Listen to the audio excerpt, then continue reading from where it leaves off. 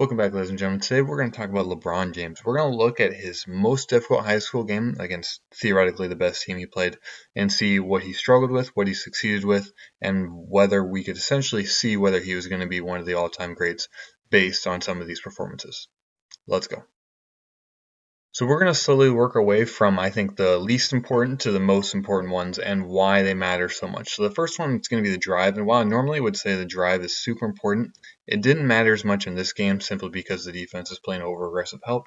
But we can see that LeBron was essentially able to use the idea that this defender thought he was going to go with the screen, and he just beats him one-on-one straight off the dribble, attacking that high leg, which we see often offensive players succeed with doing. The second area we're going to talk about is rebounding. So obviously LeBron's going to be the most athletic player on the floor. And rebounding is not only just being the most athletic, but it's also putting yourself in the right position. So we can see not only did LeBron leap over number 33, he's using his body to create just a little bit more space for him. And that gives him the ability when the ball deflects up there to go get that ball. And because frankly LeBron's playing in high school, there's going to be a lot of missed shots. And so the ability to have somebody that can go up and get rebounds is crucial at that level and shows a decent understanding of the game. So we can see here LeBron, him and both number 24 are essentially on the outside of number 1. So number 24 does a good job getting his body into him. And LeBron kind of just goes into that empty space. But I think it shows good understanding on both their parts. They both were in the spot to get that rebound. And last one is going to be his own rebound action in this situation. This is something we see from Zion quite a bit. It's the ability to go get your own rebound because you're already in such a great spot is also an undervalued skill. And then we get to the first area that I would consider if I was the defensive head coach. If I was trying to game plan against LeBron, this is what I'd be considering an absolute win. So this is going to be LeBron's jumpers. So we can see early in the game especially, he kind of elected to shoot extremely difficult shots. So as this ball gets swung around, we see the defenders got decent position and forces them out. And this is hard. This is a tough shot in the NBA, let alone college, let alone high school. He's spinning to the right, moving pretty quickly. It's not a 3, it's a long 2. That's an extremely difficult shot. And he did not shoot many of these, but he shot about 3 of them that we're going to go through right here. And so if you're on defense because of his insane athletic ability, and the defense showed a lot of help, which we're going to look at here also in a second.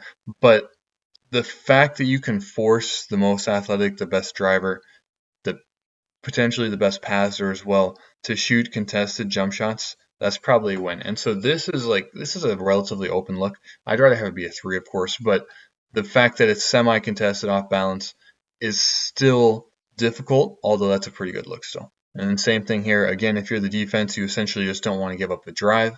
And they do succeed that and force him to shoot a jumper. Again, not a bad shot, but more difficult than a layup or a dunk. All right, then we start getting into the jumpers that I liked a lot more. And see, this is in the second half. And so this is already where the defense is kind of adjusted where they know if he goes inside, it's going to be a problem. And so now he's started bringing the ball up the court more, which I like a lot because simply he's your best player. Give the ball to him, put the ball in his hands, let him play through him. So this is kind of a step back, but it's not really like an NBA step back today because he's still on balance. He keeps his head on the center line. His head isn't moving side to side, and he's on balance, rising straight up. And so I'm a big fan of this shot, especially if he can shoot it well. And he shot it pretty well in this game. This is just a few possessions later, and again we're looking at him one-on-one. And again, this is still it's contested, but he does a good job staying in one place. The head doesn't move. We can see he rises straight up. And so this is, I think, much better of a shot than those earlier ones we saw because of the lack of movement, because of the head stability, because your body is under control. And so he's able to shoot that ball very well. And this is the very next possession, and hubris is the death of us all. And so he's pumped up, obviously. He shot the ball pretty well. And so this one would be in the category I would call a forcing shot. Again, the good thing is he didn't shoot very many of these. Again, the difference between this and the past one is he's moving to the left, moving the ball across his body. It's still contested, and you get that extra movement makes it that much more difficult instead of staying on a straight line trajectory. All right, and then we move to his defense, and the defense is a lot more difficult to look at and to measure because simply it's not as clean of a game just because it's high school and the talent level is a lot lower. So he's one-on-one right here. He has help behind him, but his essential goal is just contest, keep the offensive player in front, and he does a great job playing defense right there. All right, so then we get to the two most important areas, and that's going to be LeBron's posting up and LeBron's passing. I guess LeBron's transition is kind of mixed with his passing as well. So this essentially highlights the way the defense is playing. So we're watching this defender in particular, and he's guarding this player over here, and he's essentially just ignoring him because he wants to be the help in case anyone drives, but in particular in case LeBron drives. So he's essentially just been camped in the paint this entire game, which is why we didn't see very many of those LeBron drives earlier, and why these post-ups we're going to see in a second, he had double teams almost every time. So the only time LeBron didn't have the double teams is when they were able to essentially catch the defense when they weren't quite ready or weren't quite expecting it. And so we actually see some pretty good passes from LeBron's teammates here, but essentially we're looking for LeBron to get inside position on this post down here and for the defense to throw it over the top using his size and athletic ability. So we can see that the player that we just talked about, this is earlier in the game, so we didn't see him helping off as much. And so he kind of follows him out here, and that gives LeBron the inside with a huge amount of space. And LeBron, obviously, with the athletic ability, is able to rise up and get that. And that's a good job, good pass, and good finish by LeBron. Then again, slightly later in the game, we're looking for the exact same concept. Another really good pass by this player. So I think this is the same player, 24. That's a really good pass. Puts it in the exact right spot. And LeBron, notice how early he gets inside position. Defenders over here aren't paying attention. They're locked onto their players, and the ball goes over the top. Great pass, great finish. And this is the very next possession. Actually gets cut off slightly because they were showing a highlight of the last possession. But here, again, we can see the defense is cleared out. This player is way too close to this player, in my opinion, so there's no help. And so LeBron's able to essentially use his speed. And another good pass over the top here. Like, that's not an easy pass. LeBron's athletic ability clearly gives you a lot of separation where if you gamble slightly, you're out of the way.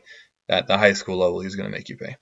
And last one for the post-ups is a pretty well drawn up set by the coach. We saw action essentially to get LeBron the ball in the middle of the paint, and without able to essentially help very much because the player that they're helping off is the one up here with the ball, and so he would have to go down quite a bit, which he probably should, but he doesn't. And if you get LeBron the ball in the middle with a lot of space, it's dangerous for sure. And now we get to what I think is the single most important category, especially at this age, and that's going to be passing. Like, we already know if he's got the hype, he's going to be a freak athlete. However, it's important to know whether he can see the floor. So right now, getting the ball on the inside right here, essentially you're going to have the advantage in numbers in here. And so there's two distinct things here. Is one, he tries to throw the ball to the inside. So he tries to throw in a bounce pass down here.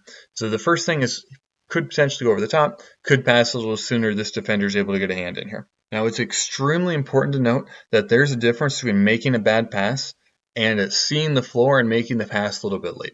So LeBron understood where the opening was there. He just passed it a little bit late, and that's actually what we're going to see in this clip as well.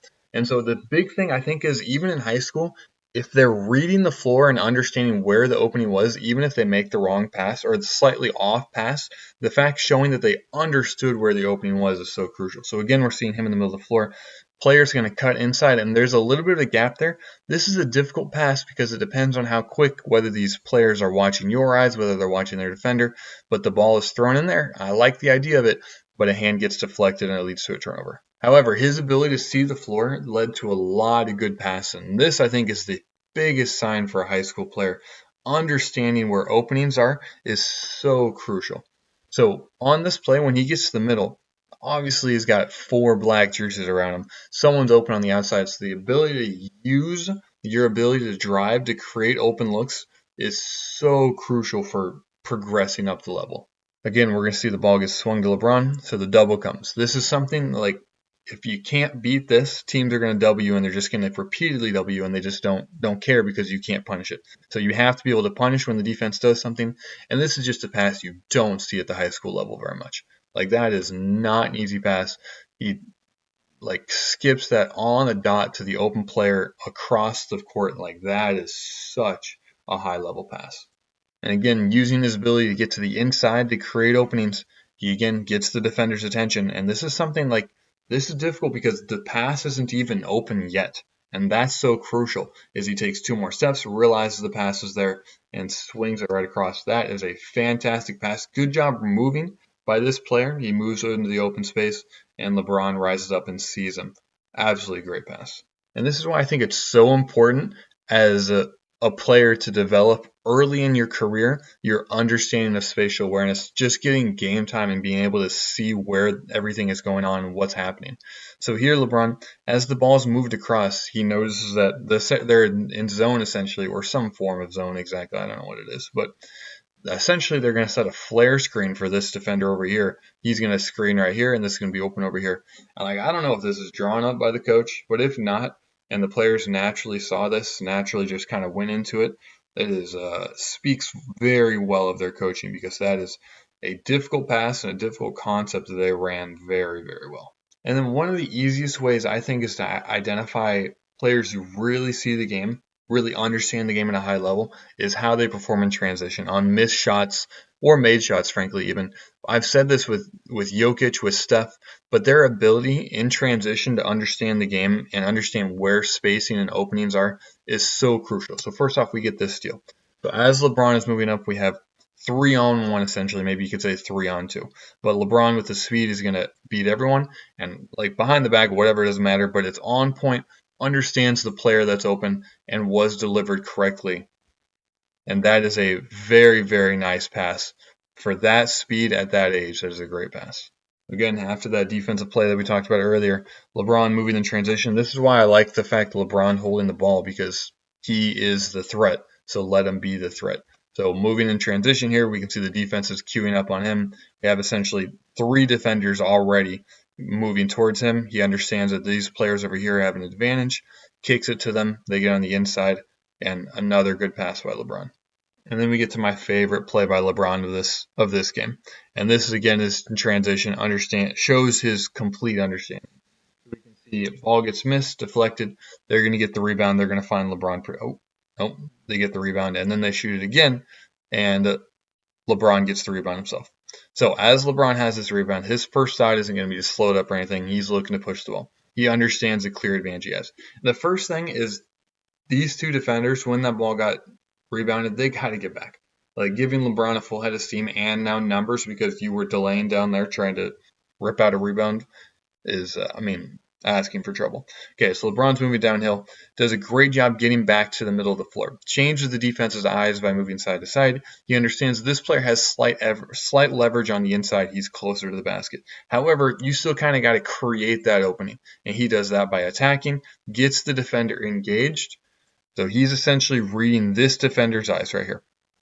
Okay, so he's trying to say, look at me, and so then this offensive player is going to be open. Attacks it, gets the defender that has his arms down, and a great pass straight across. That is a tremendous pass. You can see LeBron's excited. He understands how good a pass it is.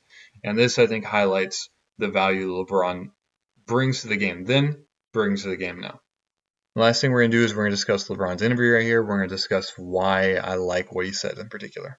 And if we give it 110% like we did tonight, no, it's no pressure for us. Your performance, you came out, it looked like you started slowly, relied a little bit too much on the jump shot. How did you calm yourself down? Well, at halftime, our team was telling me I need to go inside a little bit more because the player that was guarding me had 3 fouls at halftime. So I said, anything it takes to win for our teammates. They told me to get inside, and I did that for our team, and we came out with a victory. That's exactly what I was talking about earlier. Like, don't rely on the jumper. You're the single most athletic player. Like, the coach's priority should be able to get him the ball near the rim. Should be 100% the goal. What's next for you? What do you have to improve upon when you want to take your game to the next level? Well, it's all about just getting better every day. Of course, defensive-wise and getting your jump shot better to perfection. But it's just getting better every day for our team and for myself. All right. 100% I love that perspective. That's 100 the mentality that you need to have, frankly, every day. And he probably still has that mentality. Hopefully still has that mentality. Is like all you can do is progress one step at a time. I absolutely love it. If you enjoyed this video, feel free to check out this video on Steph Curry, also in high school. And most importantly, have a blessed rest of your day.